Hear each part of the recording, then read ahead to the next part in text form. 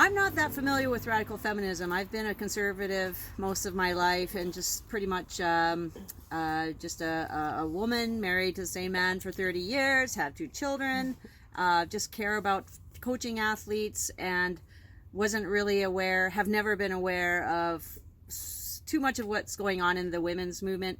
It obviously affects me, but I was one of those women who just kind of go along and think everybody else is resolving issues. And I've actually lately learned my lesson that you can never stop paying attention.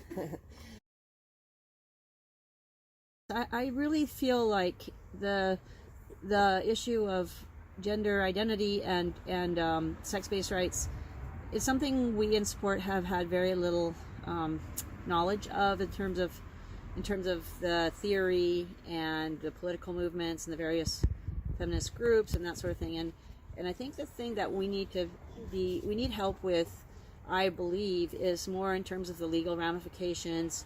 What takes precedence in law? For example, the Canadian Charter of Rights and Freedoms, does that have precedence over provincial rights, human rights legislation? And I think we are all concerned that we abide by the law. We're all law-abiding citizens. But within the law, we also need to respect the boundaries that have been set by our forefathers and foremothers.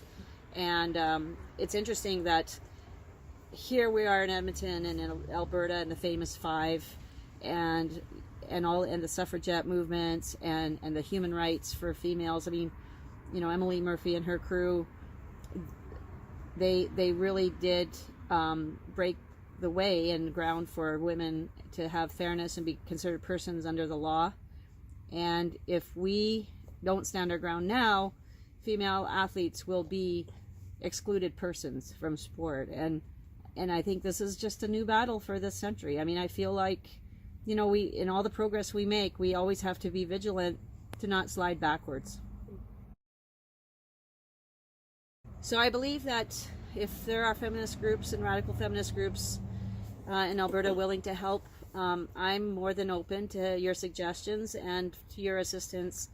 I humbly accept it because I really have no clue about labels or who does what or whose position is what. If we're all concerned about fairness for women and female athletes in sport, then I say that, you know, we have to be open to be working together and to be helping each other out in the ways that we can and with the knowledge in our respective realms of endeavor.